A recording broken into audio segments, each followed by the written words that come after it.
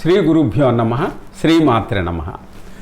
మనము నిన్నటి వరకు వాగ్వాదిని విద్య గురించి 16 నామాలు చెప్పుకోవడం జరిగింది. ఈ రోజు నుంచి ఇవాళ చెప్పబోయేటువంటి ఈ నామం దగ్గర నుంచి 9 నామాల్లో కూడా పరమ పురుషార్థమునకు సాధనకు మూలమైనటువంటి బ్రహ్మ విద్య లేదంటే తరుణీ విద్య అంటారు. ఇప్పుడు మనం చెప్పుకోబోయే నామం నుంచి 9 నామాల వరకు పరమ పురుషార్థ సాధనకు ఉపయోగపడే బ్రహ్మ విద్య లేదా తరుణీ విద్య అంటారు. నిన్నటి వరకు మనం ఇప్పుడు చెప్పుకున్నాం కదా, 356 నామాల వరకు చెప్పుకోవడం జరిగింది వివరణ. ఇప్పుడు ఈ రోజుకి మొదటి నుంచి 357, ఈరోజు మొదటి నామం అయినటువంటి తాపత్రయాగ్ని సంతప్త సమాహ్లాదన చంద్రిక. ఇది 16 అక్షరాల నామం. ఏకంగా ఒకటిగానే చదువుకోవాలి. తాపత్రయ అంటే ఆధ్యాత్మిక, ఆదిభౌతిక, ఆదిదైవిక తాపములనిడి అగ్ని చేత సంతప్త తపింపచేయబడినటువంటి తాపత్రయాగ్ని సంతప్త సమాహ్లాదన అంటే మిక్కిలి సంతోషమును కలుగజేయనటువంటి చంద్రిక, మిక్కిలి సంతోషము కలిగినటువంటి చంద్రిక, వెన్నెల వంటిది. అంటే ఇక్కడ మొత్తం కలిపి ఒకటిగా ఇందాకేమో ప్రతిపదార్థంగా చెప్పుకున్నాం. ఇప్పుడు తాత్పర్యంగా కనుక మనం చెప్పుకునేటైతే తాపత్రయముల వలన కలిగేటువంటి బాధలచే మగ్గిపోయే వారికి శీతలోపచారములు చేసి ఆహ్లాదపరిచి వాళ్ళకి చల్లన వెన్నెల ఉండేటువంటి అమ్మవారు ఎవరైతే ఉన్నారో వారిని తాపత్రయాగ్ని సంతప్త సమాహ్లాదన చంద్రిక. తాపత్రయములు అనేటువంటి వాటి వలన కలిగేటువంటి మగ్గిపోయే వాళ్ళకి శీతలోపచారం కలిగింపజేసి వాళ్ళని ఆహ్లాదపరిచి చక్కటి చల్లని వెన్నెల కురిపించేది అమ్మవారు. అంటే తాపత్రయాల వలన మనం పడే బాధల నుంచి మనకి ఉపశమనం కలుగజేసి ఆ ఉపశమనం ద్వారా మనకి పండు వెన్నెల యొక్క చల్లదనం మన వైపు కురిపించినట్టు అని ఇక్కడ చెప్పుకోవటం అన్నమాట. ఇంకా బాగా చెప్పుకోవాలంటే ఈ తాపత్రయంలో ఎవరైతే ఉంటారో ఈ తాపాలు ఏవైతే ఉన్నాయో అవి 3 రకాలుగా ఉంటాయి. ఈ తాపత్రయములు అనే వాటిలో ఈ తాపాలు అనేవి 3 రకాలుగా ఉంటాయి. ఒకటి ఆధ్యాత్మికం, 2 ఆదిభౌతికం, 3 ఆదిదైవికం. అయితే మీకు ఇక్కడ అవి కూడా ఎలా ఉంటాయి అనేది కొంచెం ఉదాహరణ చెప్తాం. ఇప్పుడు మనిషిలో వచ్చేటువంటి జ్వర బాధ, పంటి నొప్పి బాధ, హృదయ నొప్పి బాధ, ఇంకేదైనా కానీ కాలు నొప్పి, మోకాలు నొప్పి, ఏదైతే కూడా ఇది ఆ మనిషికి సంబంధించిందే కనుక దీనికి ఆ వ్యక్తికి సంబంధించిందే కనుక దీన్ని ఆధ్యాత్మిక తాపత్రయం, ఆధ్యాత్మిక తాపం అని అంటాం అన్నమాట.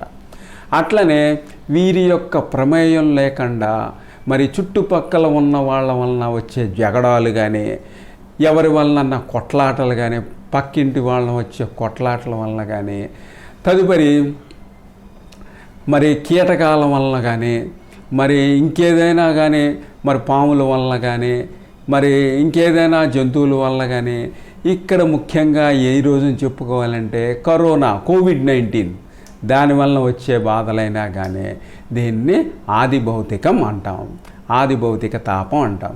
ఇవి 2 ఇందాకేమో ఆ వ్యక్తి లోపల నుంచి ఆరోగ్యంలో వచ్చే తేడా నుంచి వచ్చేది ఏదైతే ఉందో ఆధ్యాత్మిక బాధ.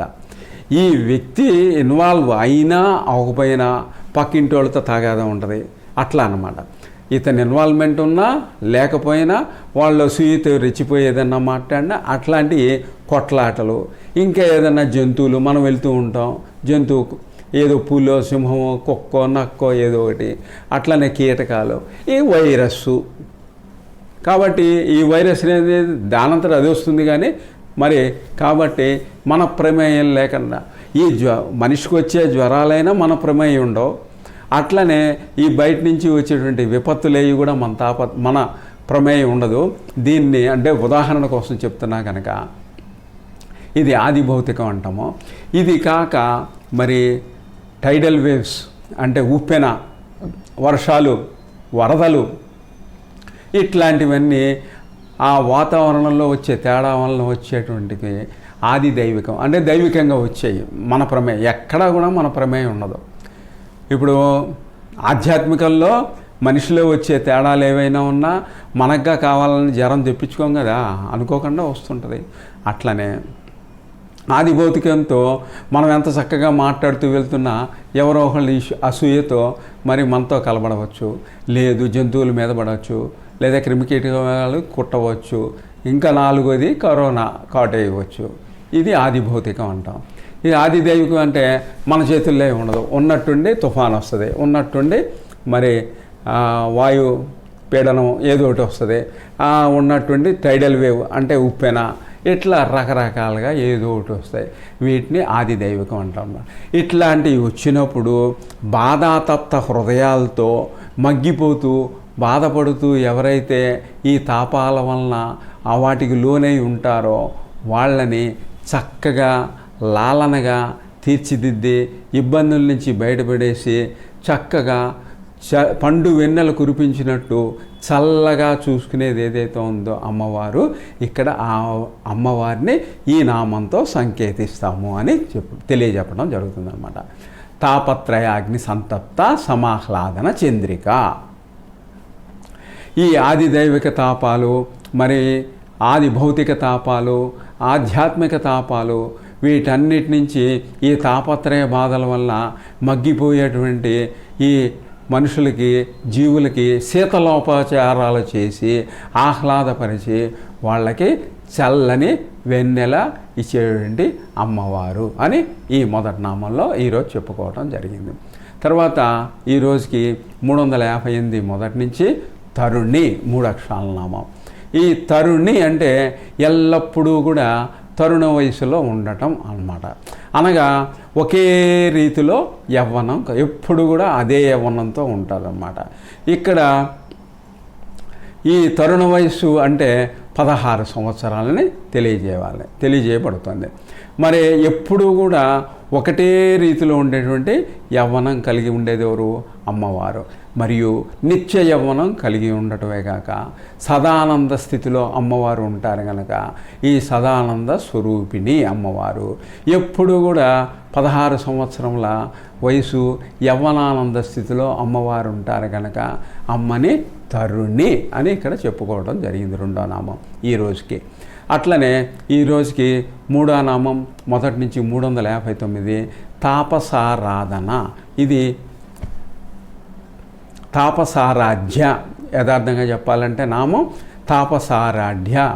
ఇది 5 అక్షరాల నామం తాపసారాధ్య. తపస్సు చేయువారిచే ఆరాధింపబడినది ఎవరు? అమ్మవారు. మనం ఈ తపస్సు చేసేవాళ్ళు ఎలా ఉంటారు అంటే దాని లక్షణాలు ఒకసారి చెప్పుకుందాం. ఆహార నియమాలు మరియు ఆహార విహార చేష్టల్లో నియమ నిబద్ధతగా ఉండి ద్వంద్వాలకు అతీతంగా ఉండి త్రికరణ శుద్ధిగా సదాచారాలను పాటిస్తూ ఎవరైతే ఉంటారో ఈ తాపత్రయ రహితమైనటువంటి ఎవరైతే ఉంటారో వారిని తాపసులు అంటారు. మరి ఒకసారి చెప్తాను వినండి. ఆహార విహార చేష్టల్లో నియమ నిబద్ధంగా ఉండి ద్వంద్వాలకు అతీతంగా ఉండి త్రికరణ శుద్ధిగా సదాచారం పాటిస్తూ ఎవరైతే ఉంటారో ఈ తాపత్రయాల రహితంగా ఎవరైతే ఉంటారో వాళ్ళని తాపసులు అంటారన్నమాట. ఇట్టి తాపసుల చేత అమ్మవారు ఆరాధింపబడతారు కనుక అమ్మ తాపసారాధ్య అని ఇక్కడ చెప్పుకోవడం జరుగుతుందన్నమాట. తాపసారాధ్య అని ఇక్కడ చెప్పుకోవడం జరుగుతుందన్నమాట.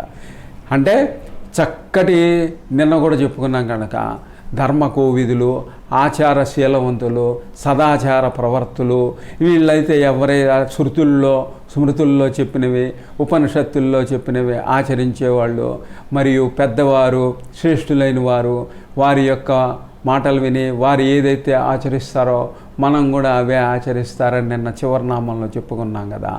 ఆ విధంగానే ఎవరైతే ఈ సదాచార సంపన్నులై ఉంటారో వారికి ఇంకా కూడా 2-3 మాటలు ఎక్స్ట్రాగా ఏంటంటే ఆహార విహార చేష్టల్లో నియమ నిబద్ధతతో ఉండటం అని, ద్వంద్వాలకి అతీతంగా ఉండటం అని, త్రికరణ శుద్ధిగా ఎవరైతే సదాచారాలను పాటిస్తూ ఉంటారో, మరియు ఏదైతే ఈ తాపత్రయాలంటే పరిగెట్టడం కాకుండా నింపాదిగా ఎవరైతే ఉంటారో వీళ్ళందరినీ తాపసులు అంటారు.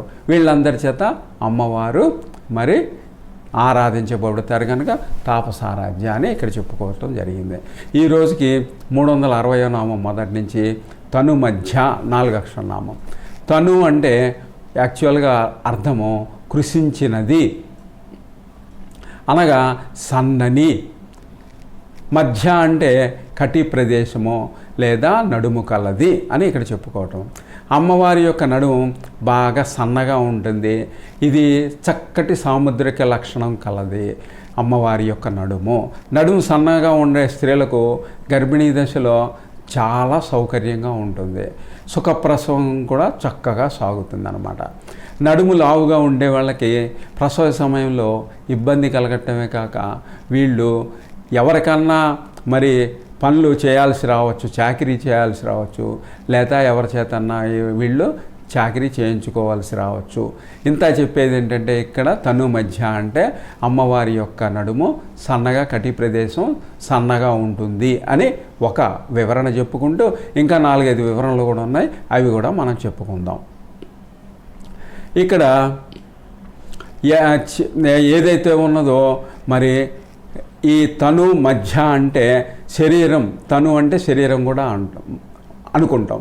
అట్లాంటప్పుడు ఈ శరీరం మధ్యలో ఉపుషం అంటే హృదయం కాబట్టి మరి హృదయంలో కూడా అమ్మవారు నివసిస్తారని చెప్పుకోవడం జరుగుతుంది. అట్లనే మరి మనం ఈ ఇడా పింగళ నాడులకు మధ్యనటువంటి మరి కుండలిని శక్తిని సుషుమ్నా నాడి ద్వారా ఏదైతే వెళుతోందో మధ్యగా వెళుతోంది కదా, కాబట్టి ఈ సుషుమ్నా నాడిని కూడా మనం తను మధ్య అని కూడా చెప్పుకోవచ్చు. అట్లనే ఇది తిన్నగా సన్నగా ఉండే ఈ సుషుమ్నా నాడిని కూడా మనము ఈ తను మధ్య అని చెప్పుకోవడమే కాక నాభికి పైన ఉండేటువంటి ఊర్ధ్వలోకాలు, నాభికి కింద ఉండేటువంటి రాక్షస లోకాలను ఏదైతే ఉన్నదో వీటిని సమన్వయపరిచి ఈ అధోలోకాలకి మరి ఊర్ధ్వలోకాల యొక్క ప్రాప్తిని కలుగు చేయడానికి అమ్మవారు సరి అయిన మార్గం, అది ఎట్లా అంటే ప్రాపర్ ఛానల్గా ఉంటారు కనుక నాభి దగ్గర అమ్మవారు తను మధ్య అని కూడా ఇక్కడ చెప్పుకోవడం జరుగుతుందన్నమాట. ఒకటి నడుము సన్నని, మరియు ఇంకొకటి కూడా చెప్పుకోవచ్చు మరి శ్రీచక్రం మొత్తంలో కూడా బిందు రూపంలో మధ్యలో అమ్మవారు ఉంటారు కనుక అది కూడా తను మధ్య అని చెప్పుకోవచ్చు. తర్వాత హృదయం కూడా మరి శరీరం మొత్తానికి మధ్యలో ఉంటుంది కనుక అమ్మవారు హృదయంలో నివసిస్తారు కనుక అక్కడ కూడా తను మధ్య చెప్పుకోవచ్చు. తరువాత మరి నాభి దగ్గర ఊర్ధ్వలోకాలకి మరి అధోలోకాలైనటువంటి రాక్షస లోకాలకి మరి అక్కడ సమన్వయపరుస్తూ అమ్మవారు అధోలోకాల్లో ఉండేవారికి ఊర్ధ్వలోకాల యొక్క ప్రాప్తి కల్పిస్తూ అక్కడ ఉంటారు కనుక తగినటువంటి సూచన ద్వారా ఒక ప్రాపర్ ఛానల్ ద్వారా ఈ ఊర్ధ్వలోకాలుకి అధోలోకాల్లో ఉన్నటువంటి రాక్షసులకి మరి మంచి సద్గతిని మరి సంస్కారం కలుగజేసి వాళ్ళని ఊర్ధ్వలోకం వైపు తీసుకెళ్తూ ఉంటారు కనుక అమ్మవారు ఇక్కడ మరి ప్రాపర్ ఛానల్ ద్వారా అమ్మవారు చేస్తారు కనుక ఇక్కడ కూడా తను మధ్య అని చెప్పుకుంటూ మరి ఇడా పింగళ మధ్యన ఉన్నటువంటి రాడుల మధ్య మరి సుషుమ్నా నాడి సన్నగా పైకి తీగలాగా వెళుతుంది కనుక దాన్ని కూడా తను మధ్య అని చెప్పుకుంటారని చెప్పుకుంటూ మరి 4-5 అర్థాలు మరి తను మధ్యలో ఉన్నాయి కనుక వీటన్నిటినీ మనం వివరణ ద్వారా తెలుసుకోవడం జరుగుతుంది. కనుక ఈ రోజున 9 నామాలు ఇందాక చెప్పాను.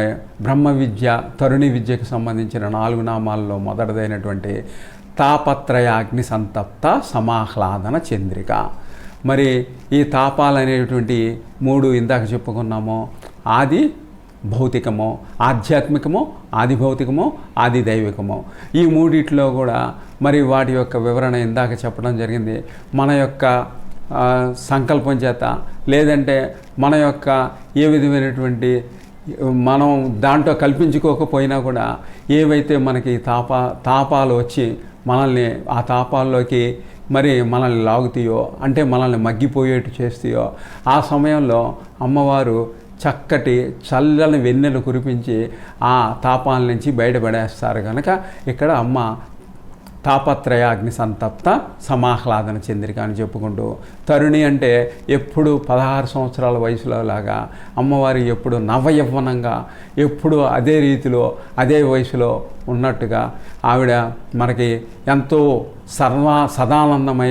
అయినటువంటి అమ్మవారిలాగా ఉండి, ఎప్పుడు కూడా మరి 16 సంవత్సరాల అమ్మవారిలాగానే ఉంటారు. కనుక అమ్మని తరుణి అంటారని చెప్పుకుంటూ, తాపసారాధ్య తాపసుల చేత ఆరాధింపబడుతుంది. కనుక అమ్మవారు మరి తాపసులు అంటే ఇందాక చెప్పుకున్నాం, సదాచార సంపన్నులని, శృతులు స్మృతుల్ని మరి శ్రేష్టమైన పెద్దవారు చెప్పుకునేటువంటి ఆచారాలు సదాచారాలు ఏవైతే పాటిస్తూ అవిహార చేష్టల్లో నియమ నిబద్ధంగా ఉండి, ద్వంద్వాలకు అతీతంగా ఉండి, త్రికరణ శుద్ధిగా సదాచారాలను పాటిస్తూ ఎవరైతే మరి ఈ తాపత్రయ రహితంగా పరుగులు తీయకుండా నింపాదిగా ఎవరైతే ఉంటారో వారిని తాపస్సులు అంటారు.